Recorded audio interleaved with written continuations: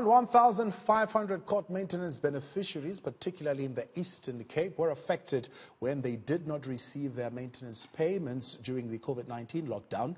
The Department of Justice cited an IT crash as the problem.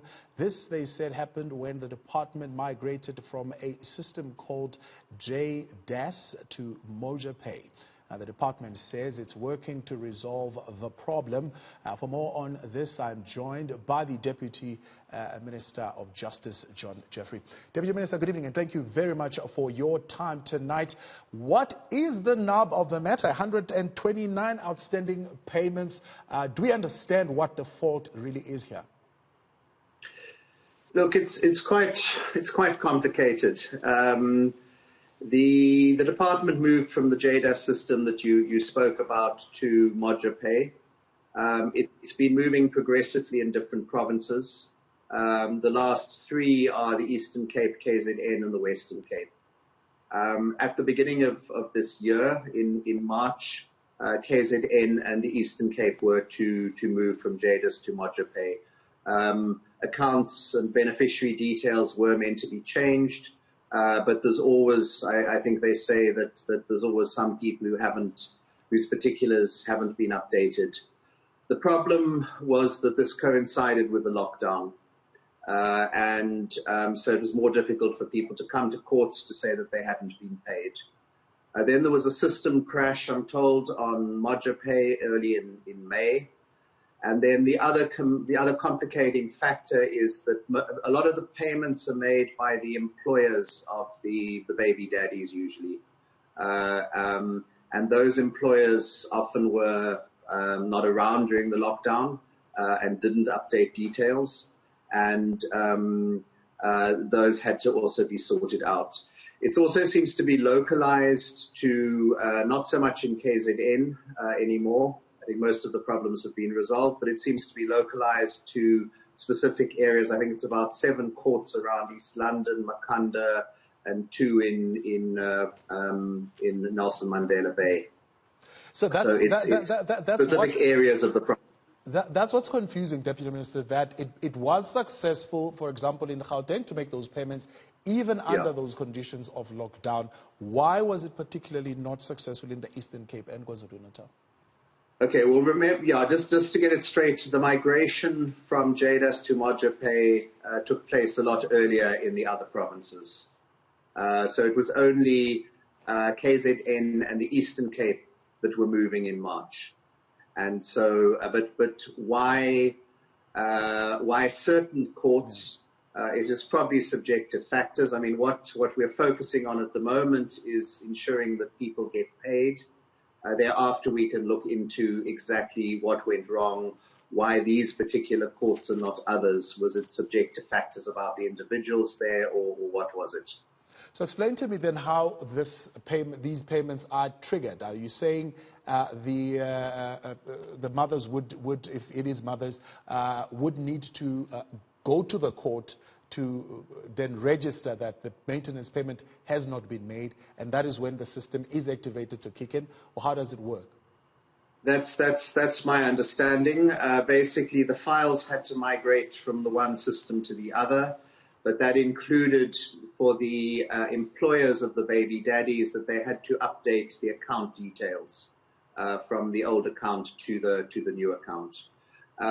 Look, it's not just with the MojaPay problems or the system problems. You would also find fathers who have lost their jobs or who've had their income reduced and are not able to make the maintenance payments that the courts have ordered. So that's also a factor that is coming out, and that one we unfortunately can't do really anything about.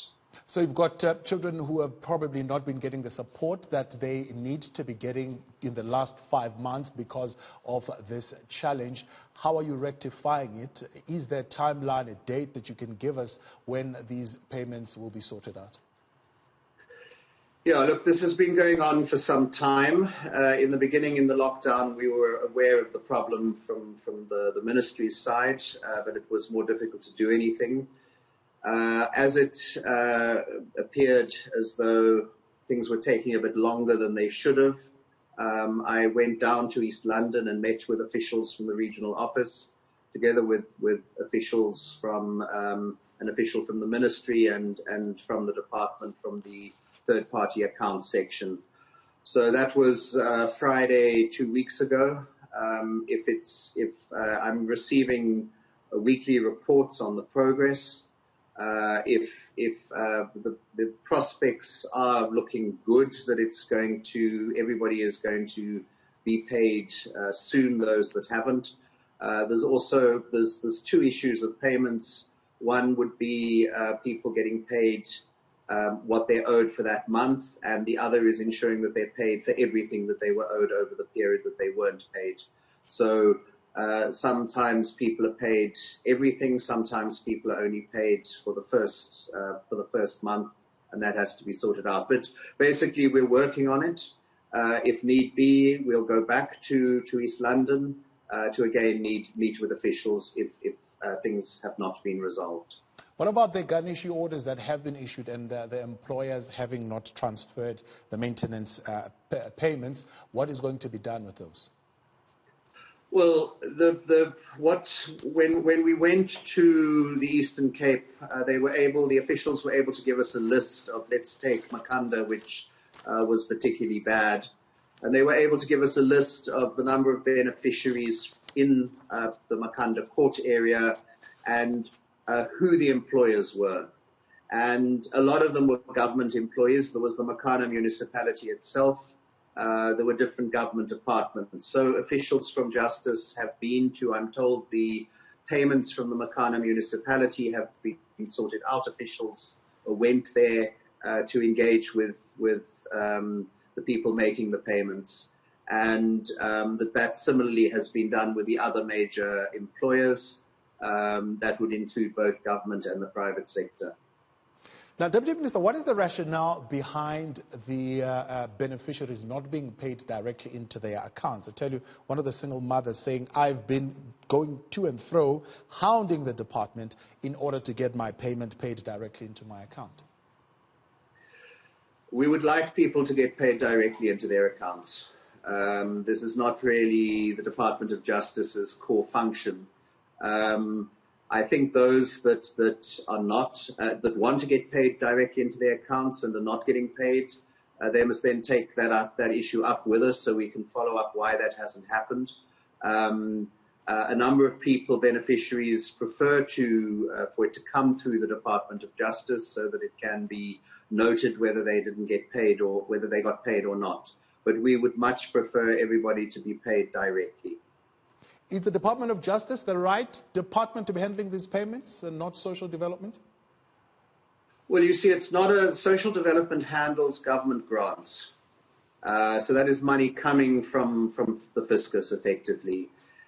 In this case, it is, look, the parties can agree, the parents can agree, the father who's maybe earning more than the mother will pay so much towards maintenance of the child. And if everybody's happy, that's it. However, if they're not in agreement or they want it more formalized, then they can go to court and get it made an order of the court. And I guess justice is then involved in the implementation of that because it's giving effect to a court order.